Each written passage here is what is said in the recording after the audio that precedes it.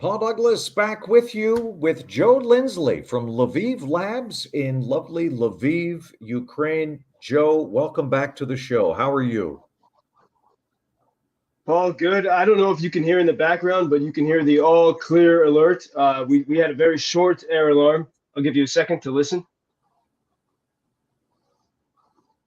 Yeah. Yeah, I hear it. Can you hear it faintly, perhaps?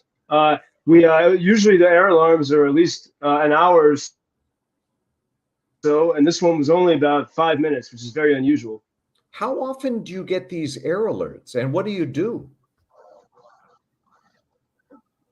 Well, you can see I don't look like I'm in a basement at the moment. It depends. I mean, we've had a few days of calm here.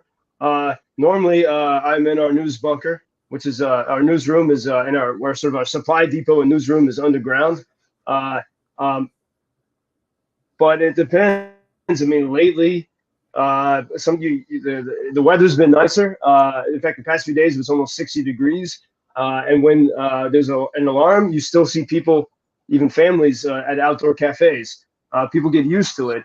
But I'd say the attitude has changed the past week because Odessa has been hit really for the first time. Odessa was sort of protected until now, and then there's been recent strikes, and then yesterday or last night, when the United Nations Secretary General was in Kyiv, Kyiv was hit, and so there's an increased fear that we could be targeted here as well. So people are becoming a bit more careful. Joe, my impression is that the amount of armament, the arms, everything from howitzers to drones to tanks is on the increase. And I couldn't help but notice that Poland has sent at least 240 Soviet style tanks to Ukraine. T-72 tanks that have been around since the Soviet days. It's kind of ironic. These Soviet tanks are now being used by Ukraine to battle this invasion from the Russian Federation. It seems like Poland, I mean, the entire NATO bloc has stepped up, the European Union, but it seems like there's a special bond with Poland. Can you talk about that?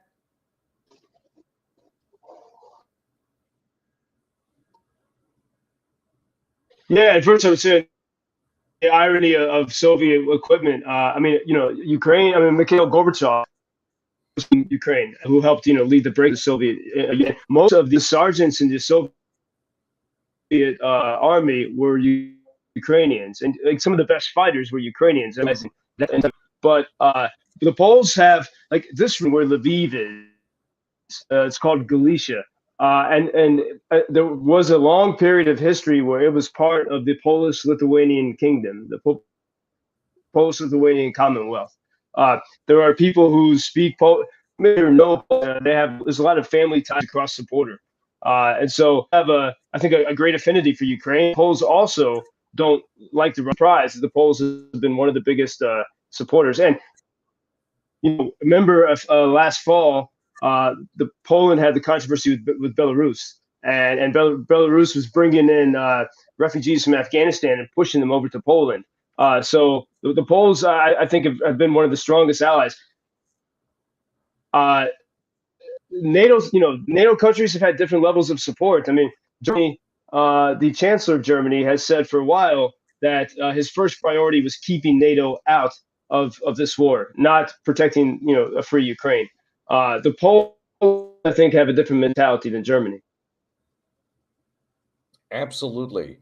And even the Germans, I believe, are contributing armament now, and that's a big change. At the beginning of the war, they were willing to donate helmets, and now they are ramping things up. And it looks like the EU is getting closer to an embargo on Russian oil. That would curtail, it would reduce a major source of revenue for the Russian state that's helping to keep the war going. And out of the New York Times, Joe, and you probably know this, Russia appears to be several days behind schedule in its offensive in the Donbass area of southeastern Ukraine. Things not going as well for the Russians, perhaps, as they would like. What are you hearing? Well, on the latter point, yeah, I always guard against complacency on that. I mean, Putin, when he's in his whole history as a KGB guy, has always been a pretty good strategist. Also, when he's in a bad situation, you don't want him to act desperately. So there's still this sense that we're awaiting some great offensive. I mean, Mariupol, there's still that city that has been under siege since March 20th. There still is a tiny sort of regiment, one foothold of Ukraine, still holding part of that city.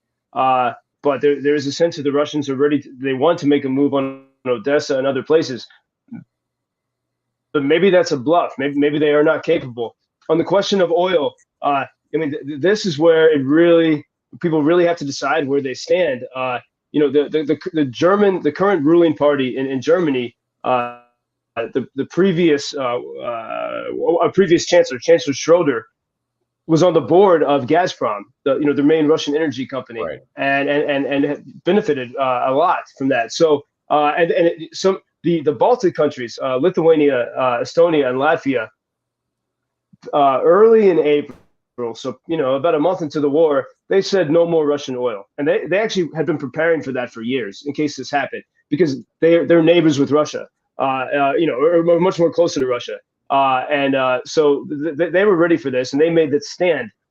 Germany, it's going to be, and even German officials have said it's going to take a little while for them to reduce their dependence on Russian oil, and they're not willing to do that yet, because they're, I mean, they fear that, if the gas price, the oil price, heating and energy prices went up too much, they would lose their electorate, and so you can see a bit. Look, the money and the oil is very powerful, a powerful influence on people's motives. Joe Lindsley, we sure appreciate the update. Glad you're safe. Jordana sends her love. Lviv Labs, thank you for the amazing reporting you're doing. In spite of the artillery shells, the missiles, and the alarms, hang in there, be safe, and we'll talk to you next week.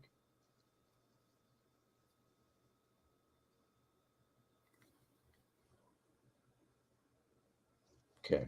Well, thank you for that. And I think we've had a realization this past week that this could be a long struggle, but we'll keep going. So thank you. Absolutely. We will hang in there right alongside you. Thank you, Joe Lindsley. When we come back, it looks like frontline workers during the pandemic are about to get a cash bonus. Mark Fry will update you on the latest from the newsroom next.